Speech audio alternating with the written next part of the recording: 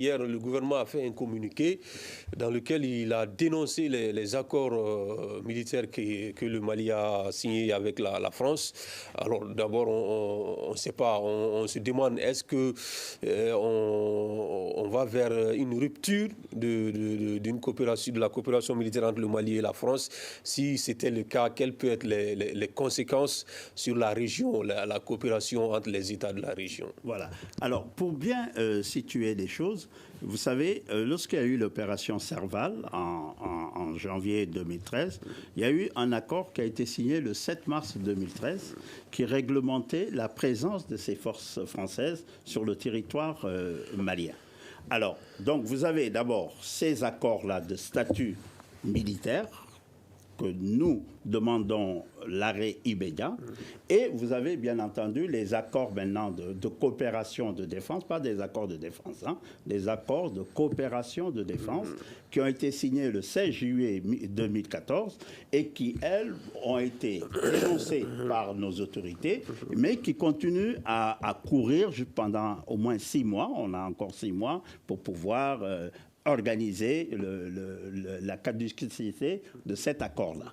Donc vous avez deux paliers. Vous avez l'aspect Serval et Barkhane et Takuba. Donc ça c'est le 7 mars 2013 à cause de l'opération Serval qui le régente.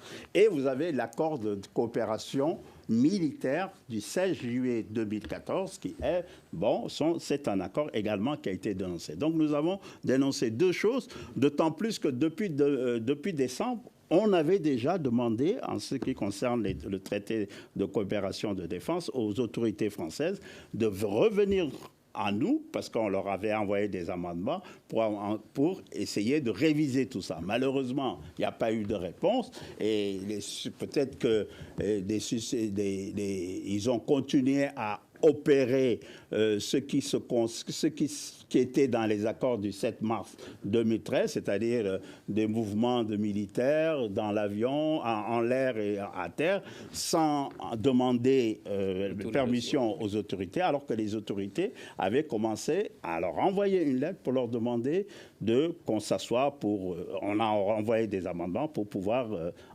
arrêter tout ça. Malheureusement, donc c'est pour ça, en matière de relations internationales, c'est très important de faire attention au respect des accords que vous avez signés.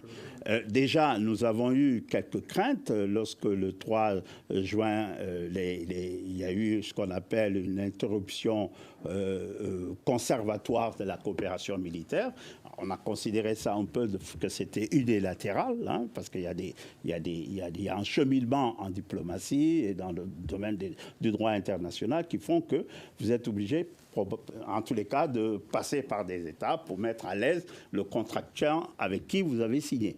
Alors donc, je crois que maintenant, qu'est-ce que ça peut apporter comme conséquence? D'abord, sachez qu'un peu d'histoire, je ne suis pas historien, mais c'est très important de revenir à l'histoire. Vous savez que ce n'est pas la première fois que le Mali a ce genre de problème militaire avec la France dans le domaine des accords. On avait des accords le 22 juin 1960 sur la Fédération du Mali, qui étaient, eux, des accords de défense.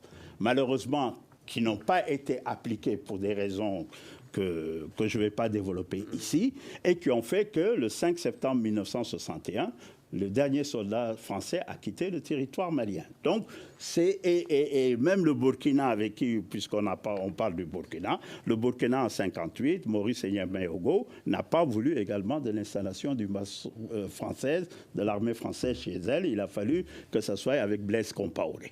Donc, c'est très important de bien comprendre que chaque État a le droit de contracter des accords de défense avec le pays qu'il veut, et c'est sa souveraineté. C'est dans ce cadre-là que nous avons signé le 21 février 1961 des accords avec l'Union soviétique, des accords de défense. C'est le 21 février 1961 que le Mali a signé des accords de défense avec l'Union soviétique pour du matériel, pour de la formation. Donc, ce n'est pas nouveau, notre relation avec les Russes. Les Soviétiques, c'est toujours des Russes. Donc, ça, c'est toute une dynamique historique qui nous permet à nous de comprendre les raisons qui font que dans notre sous-région, un pays comme le Mali a peut-être une sensibilité stratégique peut-être quelque peu différente d'autres pays qui ont choisi soit l'installation d'une base militaire française dans leur territoire, ou soit qui ont peut-être une autre vision politique. Donc ça, c'est très, très, très important. Donc pas de soucis, pas de conséquences éventuelles en cas de désaccord entre le Mali et la France sur... Personne, le Mali, aucun État souhaiterait qu'il y ait un désaccord avec un autre État. Mais aucun État n'aimerait quand même qu'un État l'empêche de jouir de sa souveraineté nationale.